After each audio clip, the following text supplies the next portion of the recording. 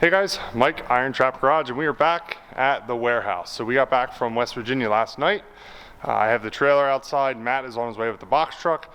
We're gonna do our usual unloading video and start going through stuff, show you guys some of the stuff we found. So I've been working pretty hard on getting all the stuff we got last time in West Virginia put away. I still got a couple piles of things that are either unidentifiable by part number or the part number comes up as discontinued, that kind of stuff. So still working on a few parts from last trip, but we got a truck and trailer load that I still need to go through. So I've been clearing out space up here so we can get it all up here and start going through it. So let's head downstairs and get to work because we got a lot of sheet metal to move.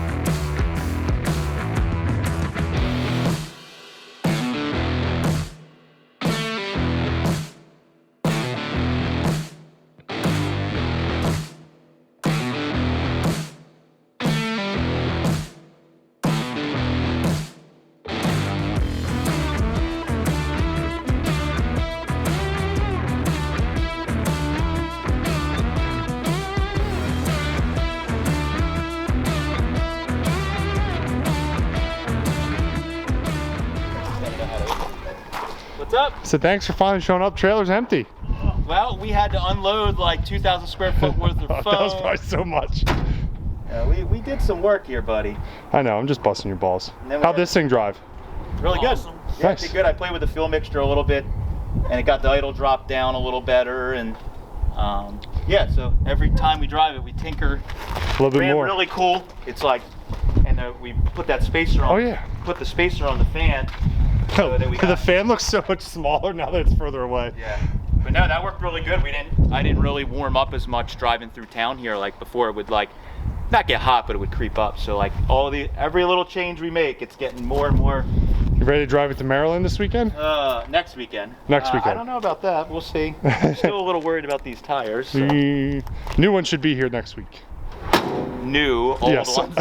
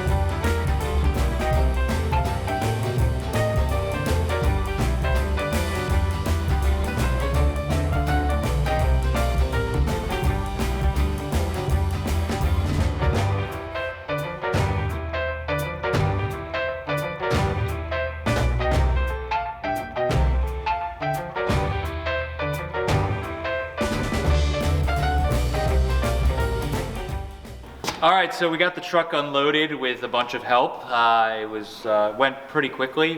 We're getting better at this. It's like half a day, and we can unload a 26-foot truck. And trailer. Well, between the two of them, it was a full truck. So we typical of our luck last time, we were like, last time we didn't have enough room, so we brought Mike's trailer and the truck, and then we got there and we were like way more efficient with packing this time, and we filled the truck partially, but we used Mike's trailer, so it worked out really nice.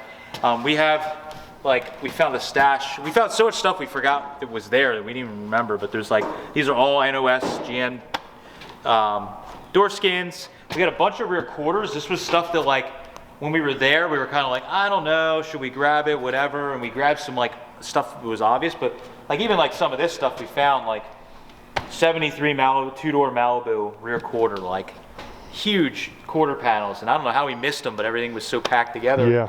We started finding stuff we didn't see, so there's a bunch of these real big quarters. Like this says 73 Buick LeSabre. You know, some of this stuff's pretty obscure, but like after we were at Carlisle and brought some of this stuff, we're finding that there's a lot of guys that are looking for these panels because they don't reproduce a lot of this for the bigger cars. So it's really kind of cool when we had the stuff at Carlisle and like we were selling some of it, and guys like, I've been looking for 20 years for one of these panels, and we have them. So that's like super satisfying, all the digging in the rafters and unloading. This is the heaviest door ever. Complete door, NOS.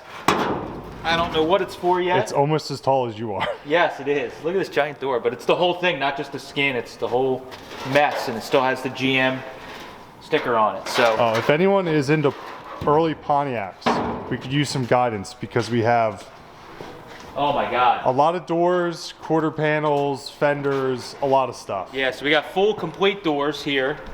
So we have doors within their structures, but then we also have a ton of skins, which is kind of interesting because they have the upper door frame with them, part of them. But we have a ton of those. They're all. We think the dealership that this stuff came from was a Pontiac dealership first, and then eventually transitioned into a Chevy and Pontiac, or whatever. So we got a bunch of this Pontiac stuff we left behind. It was on that big wall. There was a rack with a bunch of these deck lids. So 53 Pontiac, 46. I think that's like a fastback type trunk lid. This says 4-door. I don't know why the trunk is 4-door specific, but 4-door.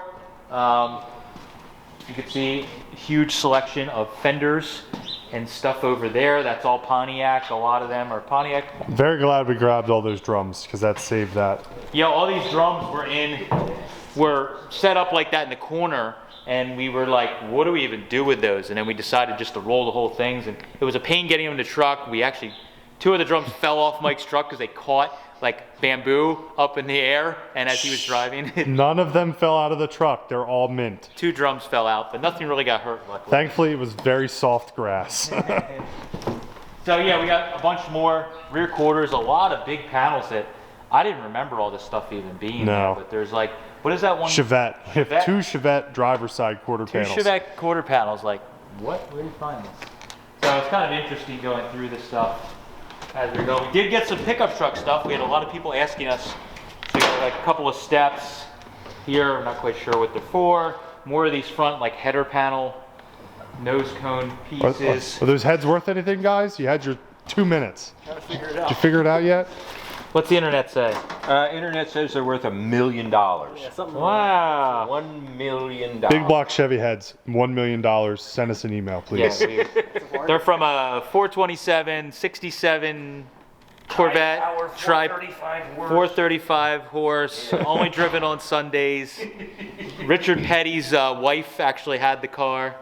Plymouths. Yeah, but his wife drove this because she liked Corvettes. Oh, okay. Go with the story.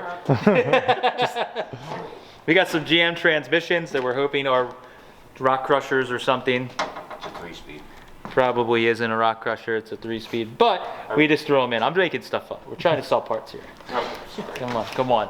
Let's keep moving. Let Steve do his internet sleuthing. All right, anyways, so more parts. A bunch of bumpers. We kind of forgot we had these, but it's kind of interesting. They put this like green plastic on the bumpers that actually preserve the chrome really nicely. So we have a handful of NOS bumpers. Some of them have the plastic on them, some of them Yeah, some of these are from last time that I never identified or put away. Yeah. Slowly going through. And then we got some Model A stuff that got mixed in. Surprisingly, the basement of the house that we went to second had more early V8/Ford stuff than, or just as much as the big building did. We found some garnish molding. There's like, surprisingly, of all this crap, there was nothing else 33, 34, but we found some 33, 34. There's a back window garnish, and somewhere in here there is door. Oh, here they are. They're really kind of. The basement was getting wet.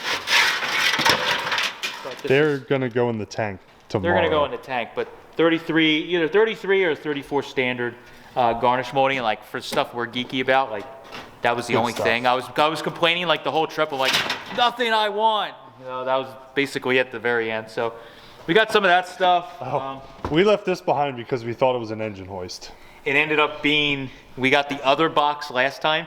It's plastic headlight, I guess they call them headlight doors. Yep. But it's like trim for, I don't remember what. 69 Chevy, but there's also 71, some metal ones in there. Yeah, so they were all NOS in a box, so it was funny when we were there last time. We actually picked that box up or moved it, and we're like, oh, there's nothing in there, it's engine hoist. Well, we got home, opened the other box up, and it was full of those doors.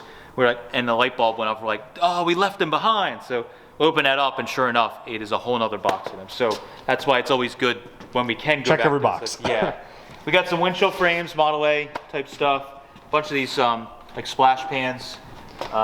There's more stuff over there too. Oh, is there? Yes. Jeez. More hoods. Yes, big hoods. I'm gonna walk around this way. Big hoods. We got some Oakland parts. There's like some really nice 20 Oakland front fenders and at least one, maybe two rear fenders. I think we have some doors that we got last time that might possibly, be from an Oakland. But like, look how clean this, like rust-free. The front fenders are super rust-free except for typical old car running board area. But that's a pretty obscure set of fenders, so we're hoping we can find a home for them. So this stuff here to your right is stuff we had before. This is stuff that's left over. Yes. Here is just like the wall, the kind of iconic photo of that building was all the Pontiac fenders down the 100-foot wall. And here are all of them. They stacked very nicely. Yeah, they stacked very nicely. I was doing my Spider-Man thing and just climbing along and boop, boop, boop. So they came off really easily. There's a bunch of like, I don't know if they're bottom fender pieces. I think they go in the door to continue the front fenders. Yes, they're for the fadeaway fenders. So yes. Yeah, these go on the doors, so these probably match some of those doors over there. Found a couple visors we were going through, and in like the stuff we were stepping on, it was like broken glass and junk wood. Somehow I did a second pass and I found these two visors, like Fulton visors. We have a half a visor somewhere too. Yeah, there's a half a visor. Bunch more pieces left around. All these radiator support pieces. And fan shroud things. I went out back while everybody else was finishing up taking the fenders. And I went through the mud and the dirt and I went through all the hubcaps and I was able to save a ton of hubcaps. Like, there's like some old Fiesta caps that we found. There's some Cadillac caps, some bunch of like smooth, like 50s style caps, 15-inch that are really good. So I'm glad that I spent the time to dig through. And then we found, well, I don't know where it's at, the other door.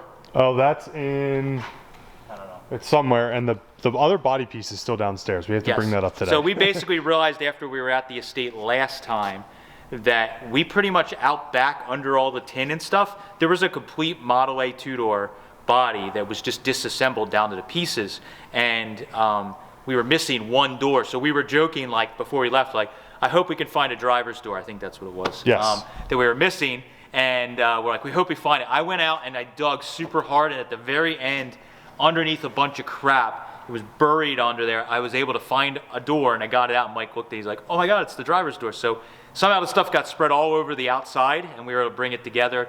The rear panel's a little rough, but what we're gonna do, we have a set of sub rails. We're gonna put that body together, mock it back up, put it on a rolling chassis we have, and it'll be a great starter hot rod project for someone. Instead of us piecing out all the stuff for it, we could put it back together, and it'll be something that'll be very affordable if somebody wants to get into a Model A project.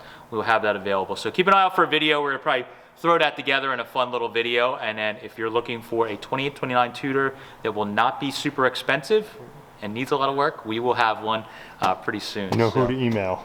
So yeah, we have a lot of stuff to put away and get listed. Again, if you're looking for GM sheet metal stuff, you can send us an email, irontrapgarage@gmail.com, and we can see if we have something, or if you saw something in these videos that we unloaded that you may be interested in, hit us up. You can watch our eBay page. That's where most of the NOS GM stuff is going to go right up to eBay. So if you see something on eBay, send us an email.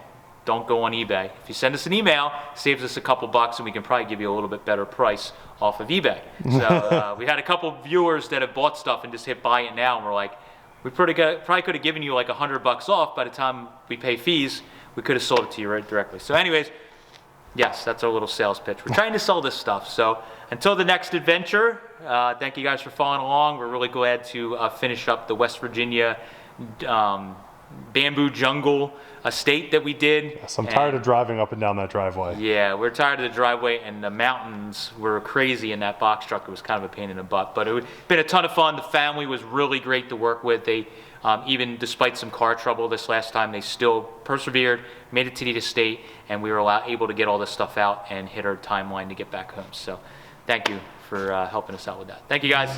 Catch you later.